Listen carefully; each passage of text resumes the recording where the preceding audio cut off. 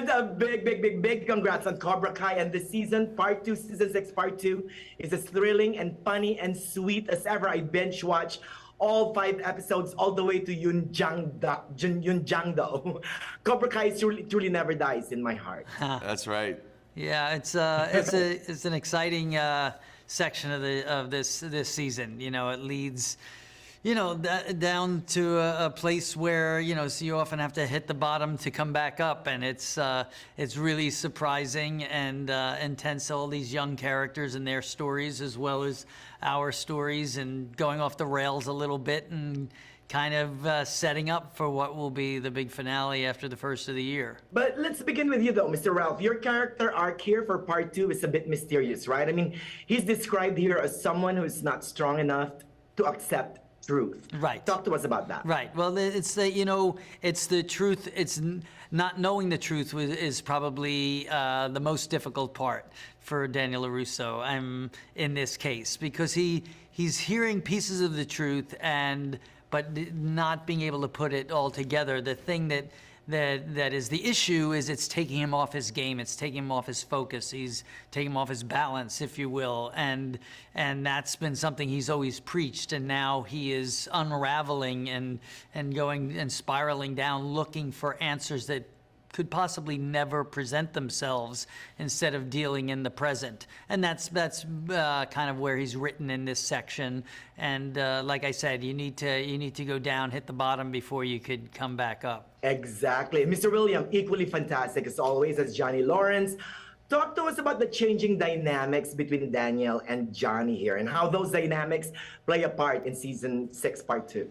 Sure. They get to Barcelona, and Tori has now jumped ship, and she's on Cobra Kai team, and Johnny and Daniel are, you know, they're there with each other, but not together. So, you know, Daniel's on his journey, and Johnny's trying to hold himself together. He's got his own issues with Kreese, because there's Kreese, who's suddenly popped up back into his life, and just, you know, so he's got that to fight.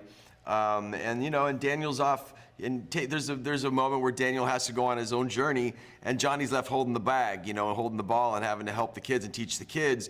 And, you know, maybe, I don't want to give too much away, but, you know, he's having a little bit of a hard time with that. And I think that's, you know, and he ends up realizing that he needs Daniel, and he needs what Daniel teaches and what Miyagi-Do is. And so there's a growth part in there of a realization of, like, there's a bottom where, you know, everything we've built this far, we need each other. And I think that's a great thing that happens with the characters. Is you know, they can jump ship and not need each other. But at the end, iron sharpens iron, and these two characters that came together in the world, you know, are purifying each other, making each other better, and for the same goal of bringing these kids to victory for their own selves, so they can have, you know, they can have their own successes, and they can, you know, it's not about them anymore. It's for these kids.